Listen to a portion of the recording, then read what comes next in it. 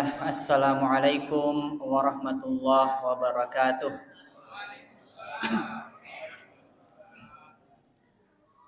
Alhamdulillah wassalatu wassalamu ala Rasulillah Sayyidina Muhammad ibn Abdullah wa ala alihi washabihi wa man wala wala haula wala quwata illa billah. Wa ba'd. Jamaah Bapak Ibu sekalian yang senantiasa menghidupkan malam-malam Ramadan, semoga kita senantiasa dijaga oleh Allah Subhanahu wa taala sehingga kita mampu melaksanakan berbagai amaliyah Ramadan paling tidak sampai akhir bulan Ramadan. Dan kita insya Allah semoga diberi keistiqomahan dalam nikmat iman, dalam nikmat kesehatan untuk dapat melakukan berbagai amal kebaikan sampai akhir hayat kita. Amin. Jemaah malam Ramadan yang berbahagia. Jika kita berjalan-jalan ke pusat perbelanjaan, semua pasti pernah jalan-jalan ke mall. Di mall itu tempatnya luas, nyaman, sejuk. Kalau kita masuk di dalam, itu biasa kita tidak ingat waktu. Bahkan kalau kita masuk, hujan di luar, kita tidak tahu kalau hujan di luar, nanti kita keluar baru kita tahu bilang hujan. Di dalam mall itu hampir tidak ada jam. Memang sengaja trik bisnis itu ya jangan ada jam, karena kalau ada jam orang selalu melihat jam, selalu ingin pulang. Memang dilarang orang cepat pulang. Itu trik-trik bisnis semua. Nah, kemudian dibuat kita terlena dengan berbagai macam barang-barang yang sekiranya kita punya banyak uang, yang barangkali kita beli semua. Nah, kira-kira begitulah gambaran kehidupan di dunia ini. Kita lupa waktu dan semua yang ada yang kita lihat selalu kita inginkan.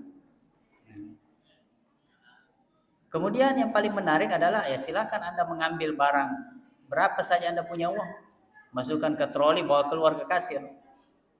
Tetapi ingat, makin banyak barang yang Anda ambil, makin lama juga antri di kasir. Kalau sedikit barang yang Anda ambil, cepat juga perhitungannya. Barang yang Anda ambil itu tidak ada lepas sekecil apapun, akan diperiksa di kasir. Nah, nanti lolos Anda sudah bayar baru bisa bawa pulang. Begitulah kehidupan kita di dunia. Silakan Anda punya materi, mau punya apa saja Anda beli, barang, rumah, mobil, terserah. Tapi ingat, makin banyak yang Anda miliki, di akhirat nanti, di pada masyhad, ya, makin berat tanggung jawabnya. Dihitung satu persatu. Tidak ada yang terlewat. Makanya dikatakan bahwa orang kaya itu lama masuk surga karena hisabnya lama. Dan di pada masyhad tidak akan melangkah kaki seorang hamba sampai ditanya 4 pertanyaan, dan satu pertanyaan itu 2 pertanyaannya depan belakang, ya, min aina iktasabahu wa fima anfaqahu. Dari mana kau dapatkan hartamu dan kemana kau belanjakan. Terkait dengan harta, 2 pertanyaannya. Masuk keluarnya harus betul, didapat dengan cara yang benar, keluar salah atau sebaliknya, itu masalah. Jadi tidak mudah itu memiliki harta. Jadi di akhirat jangan coba-coba. Ya, makanya orang-orang yang miskin itu di dunia mungkin menderita dilihat, tetapi hisabnya ringan di akhirat. Nah, ini adalah ilustrasi perumpamaan. Nah, sekarang memang susah. Sepertinya memang susah kita di dunia ini hidup tanpa harta. Karena memang ya kita manusia, kita kan bukan malaikat. Kita dibekali juga syahwat. Dan itu memang sudah disebutkan dalam Al-Quran. Zuyyina linnasi hubbus syahwati minan nisa wal banin wal qanatir dan seterusnya minadz dzahabi wal fiddah. Jadi emas, perak, kita senang itu dengan harta-harta seperti itu. Tetapi apakah harta itu satu-satunya menjadi jalan untuk bisa hidup bahagia di dunia? Dan bagaimana sebenarnya hakikat kehidupan ini? Karena dikumpul itu harta, meninggal juga orang, tidak dibawa mati juga. Nah, sekarang kita harus pahami, harta yang kita cari siang malam, pergi pagi, pulang malam, pergi malam, pulang pagi, ada yang pergi tidak pulang-pulang untuk mencari yang namanya harta atau uang lah begitu. Kalau zaman sekarang kita, ya sebenarnya uang itu kertas. Jadi kertas itu yang dicari. Uang itu dia bernilai karena kita sepakat memberi dia nilai, itu saja. Sama dengan kertas itu kalau uang itu dirobek-robek, ya. Kalau dibakar terbakar. Yang berharga itu emas sebenarnya. Nah, itu hanya kita sepakat memberi nilai, dan uang itu otoritasnya hanya di daerah kita saja. Itu rupiah hanya dari Sabang sampai Merauke. Anda keluar ke Australia tidak laku itu rupiah. Nah, jadi di Indonesia saja berlaku. Tapi itulah yang dikejar setiap hari. Nah, sekarang kita pelajari karakteristik harta itu seperti apa yang kita kejar. Pertama, harta itu dia menyibukkan kita. Bapak Ibu sekalian, kita ini ya alhamdulillah mungkin kita ini rajin ke masjid saat ini. Itu karena saya kira mayoritas dari kita atau mungkin semuanya, kalau tidak semuanya, adalah orang-orang yang susah hidupnya. Itulah kita rajin ke masjid. Sekiranya kita punya banyak harta di luar, mungkin tidak kelihatan di masjid itu. Kita disibukkan dengan harta kita. Harta itu pasti menyibukkan kita. Dan tidak ada orang yang sembrono dengan harta. Kalau kita punya emas, uang, tidak ada itu orang simpan emas uangnya di ruang tamu, di teras rumah, tidak ada. Ya, mesti kita simpan itu dalam laci dikunci, lemari dikunci, kamar dikunci, keluar rumah dikunci, pasang pintu besi, pasang CCTV, ya, siapkan security. Uang banyak simpan di bank. Coba bayangkan itu susahnya kita, sibuk kita gara-gara uang. Apalagi kita tinggal di daerah seperti Manggala ini, termasuk daerah yang kurang aman. Nah, coba bayangkan susahnya itu, uang dicari setengah mati, dan akhirnya kita sibuk dengan harta itu.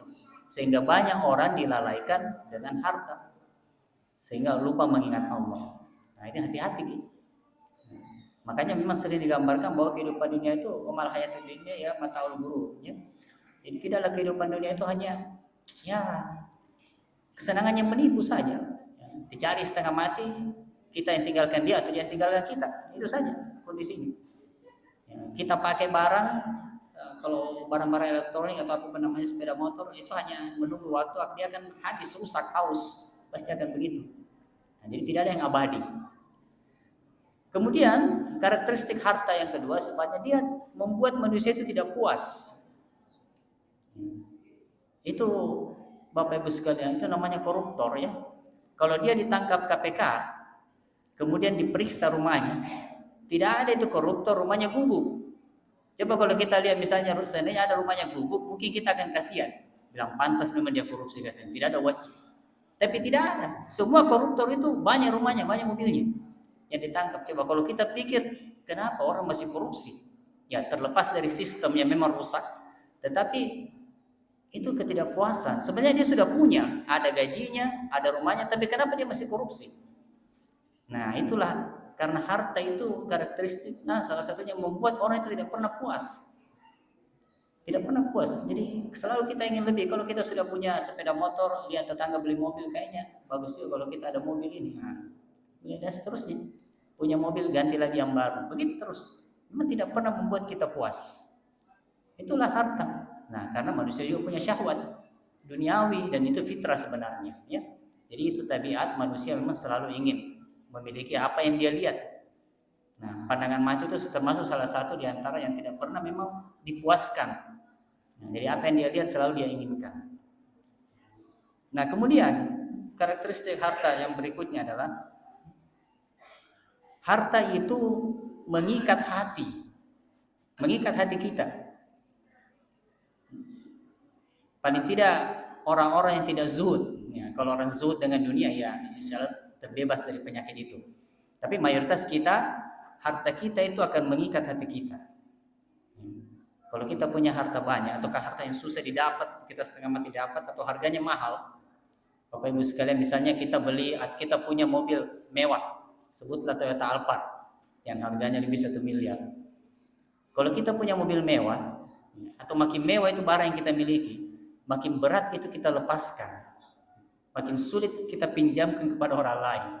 Kalau kita punya mobil Toyota Alphard, ada saudara kita, kerabat, teman, tetangga, apapun namanya, mungkin dia mau pinjam itu mobil, kita akan punya 1001 alasan. Tapi Kalau pinjam dulu mobil, tapi dia, saya mau keluar ini ada kegiatanku, macam-macam, intinya jangan pinjam.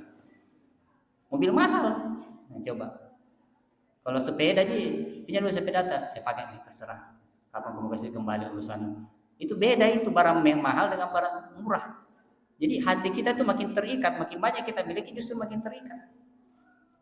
Kalau kita naik sepeda motor parkir di luar selesai, keluar masuk masjid. Coba kalau kita naik Mercedes atau Alphard simpan di luar masjid, kita masuk sholat, susah sekali untuk orang khusyuk sholat. Coba nih pasti dipikir, aduh, apalagi anak-anak main-main di luar, mati menagoris minum mobil. Ada lagi main kembang api, main petasan macam-macam. Pikiran tidak pernah, tidak bisa khusyuk sholat. Itu sudah pasti itu. Itulah harta itu mengikat. Dan memang berat untuk kita lepaskan. Makanya memang ciri orang beriman juga salah satunya itu kalau dia berinfak barang yang baik-baik yang dia infakkan. Karena umumnya kita barang yang sudah tidak dipakai itu kita kasih orang. Ya, itu kalau sudah tidak dipakai untuk apa? Jadi memang tidak mudah itu menjadi orang dermawan. Memang tidak mudah. Kita juga harus melatih diri. Ya, Ramadan ini kita dilatih sebenarnya untuk hal-hal seperti itu. Walaupun tentu berat, ya tidak mudah. Kita manusia biasa semuanya, kita punya banyak kebutuhan, ya kita diuji dengan ujian-ujian harta. Innama amwalukum wa auladukum fitnah. Jadi harta-harta itu anak-anak kita itu ujian bagi kita. Dan memang pasti ujian. Nah, sekarang apakah memang hanya dengan itu saja harta satu-satunya yang menjadi tujuan kita hidup? Hidup ini kita kan mencari rezeki supaya bisa kita bertahan hidupnya. Nah, rezeki itu ya umumnya kita pandang sebagai materi. Umumnya seperti itu. Orang sebenarnya harus menyadari bahwa rezeki itu banyak. Kita sudah pahami, sudah banyak penjelasan para ulama ustaz kita. Kita dapat sahabat banyak, kita sehat-sehat, bagian dari karunia Allah yang diberikan kepada kita. Tetapi kita kadang-kadang terlalu berlebih-lebihan memandang bahwa rezeki itu harus melulu dalam bentuk uang. Akhirnya kita juga yang disusahkan tadi, kita sudah terikat hati, sibuk dan sebagainya, tidak mengingat Allah gara-gara harta kita sendiri. Nah, ada analogi bagus itu cerita bahwa seseorang makan, ya, dia sudah masukkan nasi ke dalam mulutnya. Baru dia kunyah-kunyah, belum dia telan, tiba-tiba dia bersin. Keluar tuh semua nasi dari mulutnya, mungkin dari hidungnya. Kemudian ada ayamnya, kalau di kampung begitu ada ayam ini yang kemudian patuk itu nasi sampai habis. Dia makan itu nasi. Nah, ini pelajaran bahwa rezeki itu Allah sudah tetapkan. Biar itu sudah masuk di mulut kita, kalau Allah tidak tetapkan menjadi rezeki kita, dan itu rezekinya ayam, pasti ada jalannya keluar. Itu pelajaran. Biar bagaimana pasti ada jalannya keluar. Jadi itu jadi bilang rezeki kita kalau sampai kepada kita. Kalau tidak sampai kepada kita, bukan rezeki kita itu. Coba bayangkan itu sudah masuk di mulut. Ini apalagi kalau masih di piring nasi, apalagi kalau masih di sawah. Ya. Itu nasi sudah masuk di mulut karena bukan Allah tetapkan itu sudah tercatat di langit. Di lauh mahfuz ini rezekinya ayam. Pasti ada jalannya keluar. Dia keluar itu dan dimakan oleh ayam. Itulah rezeki. Cicak itu yang nempel di tembok. Makanannya barang terbang semua, nyamuk. Logika matematika manusia, tidak ada di Tuhan. Bagaimana bisa makan kasihan cicak? Terbang semua makanannya, dan dia nempel di tembok, tidak bisa terbang. Nah, tidak pernah itu kita lihat cicak mati kelaparan. Ada caranya itu dia dapat itu nyamuk. Wa ma min dabbatin fil ard illa 'ala Allahi rizquha. Tidak ada yang melata di muka bumi ini kecuali Allah sudah jamin semua rezekinya. Jadi sebenarnya rezeki itu sudah ada, Allah sudah tetapkan. Bahkan sebelum kita lahir sudah ditetapkan ini sekian, ada kadarnya. Nah, tetapi kenapa kita sibuk bekerja? Ya, kerja itu memang kita disuruh bekerja bagian dari ikhtiar kita, usaha supaya kita tidak bermalas-malasan dan wujud rasa syukur kita diciptakan di muka bumi. Itulah kerja. Tetapi ada orang bekerja setengah mati sampai dia lupa ibadah. Nah, biar kalian bekerja itu sampai bengkok tulang, tulang belakang sampai tua, sampai terrokok-rokok. Kalau rezeki Allah tetapkan seperti itu, rezekimu begitu saja kau dapat. Pasti akan begitu saja karena sudah begitu ditetapkan. Sebaliknya ada orang duduk-duduk santai, rezekinya banyak. Memang itulah Allah tetapkan sudah seperti itu. Jadi tidak ada hitungan matematikanya itu rezeki. Nah, karena Allah sudah tetapkan seperti itu. Nah, inilah dunia. Maka kita harus sadari. Sekarang apakah memang kemudian kita menjadi kaya, menjadi miskin? Memang diharuskan dalam Islam menjadi orang kaya. Ya, orang bilang jadilah orang kaya supaya banyak manfaatnya, betul. Tetapi kondisi orang itu berbeda-beda. Ya. Kan kemiskinan itu sebenarnya memang kondisi hidup. Nah, tapi kesederhanaan itu pilihan hidup. Kita yang memilih sederhana. Nah, tetapi kaya dan miskin dalam Islam itu sebenarnya Allah sudah tetapkan. Nah, dia bisa baik bagi orang itu. Kalau orang itu ditetapkan kaya, berarti baik bagi dia. Kalau dia beriman ya. Kalau orang itu tetapkan mungkin miskin kesehidupan, berarti baik bagi dia. Nah, faktanya dari sekian ratus ribu nabi, 25 dalam Al-Quran yang disebutkan, hanya Nabi Sulaiman yang diuji dengan kekayaan harta. Lebih banyak nabi diuji dengan kesulitan hidup. Pelajarannya apa? Ternyata lebih mudah mendekatkan diri kepada Tuhan apabila kita susah hidup. Nah itu tadi coba lihat, yang banyak mengisi masjid itu orang-orang susah. Faktanya begitu. Nah, tidak usah faktanya, kita saja di sini rasakan. Yang banyak rajin ke masjid itu orang susah hidupnya. Itu pasti itu. Makanya orang kaya, pejabat jarang itu ke masjid. Itu tanya ke masjid kalau ada urusan mau peresmian masjid atau ada apa-apanya itu.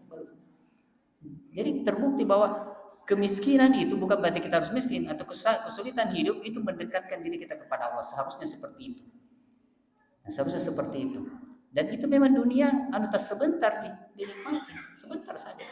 Nah, jadi sebentar saja kita nikmati makanan itu, bagaimanapun kita kumpulkan yang masuk hanya beberapa suap. Coba lihat kita rasakan di bulan Ramadan ini, belajar bagaimana kita lihat kita lapar sekali. Menjelang buka semua makanan ada, ya kan? Nikmatnya dilihat seperti mau dimakan itu semua. Begitu azan, nah 2 saja kue dimakan itu, nah kenyang orang. Iya, pasti minum air sedikit kenyang orang itu. Ya, tidak ada yang bisa dimakan semua itu. Itulah begitulah dunia itu. Jadi sedikit sekali sebenarnya yang kita nikmati. Jadi hakikatnya apa kehidupan dunia itu? Sebenarnya sesungguhnya yang kita pahami. Sebenarnya kalau dalam Al-Quran disebutkan itu tujuan kita diciptakan dunia itu untuk ibadah, bukan untuk mencari uang. Wa ma khalaqtul jinna wal insa illa liya'budun, tidak diciptakan jin dan manusia itu kecuali untuk ibadah. Jadi ibadah memang. Nah, ibadah itu dalam makna luas, bukan hanya sholat, zakat, puasa.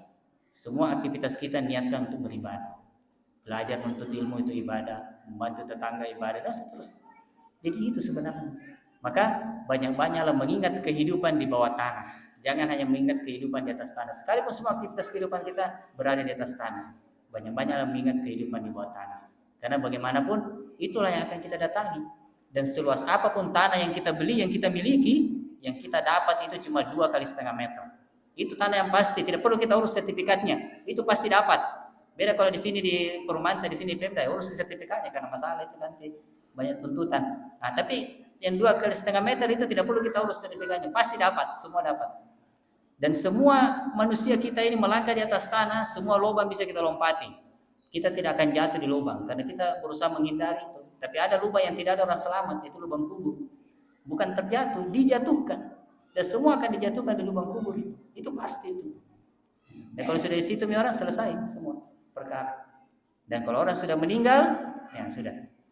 Semua harta-harta kita itu menjadi bukan lagi milik kita, milik ahli waris. Bagus-bagus itu kalau dia manfaatkan dengan baik. Kalau disalahgunakan, nah itu masalah. Berapa banyak anak yang bertengkar atau menjual harta warisan orang tuanya, wakaf orang tuanya, terjadi sengketa wakaf.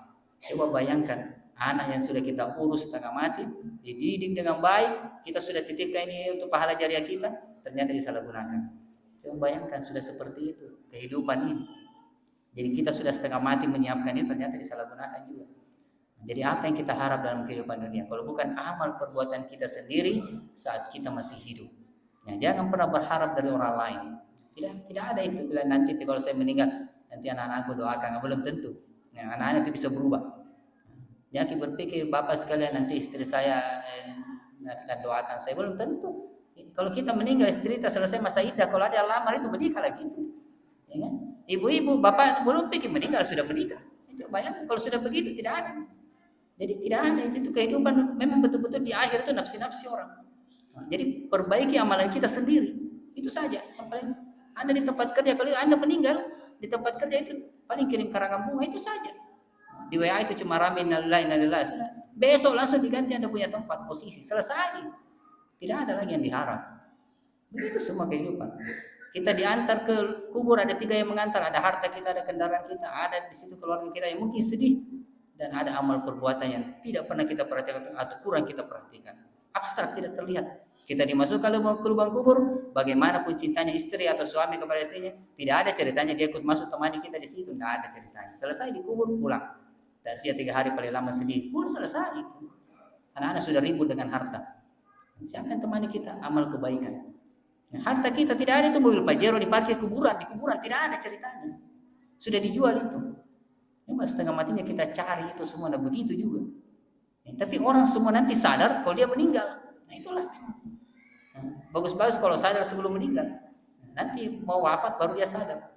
Nah, alhamdulillah Ramadan kita dilatih. Kenapa banyak orang berinfak bersedekah di bulan Ramadan? Itu bagus. Sebenarnya dia sudah sadar bahwa ini banyak keberkahannya, banyak pahalanya.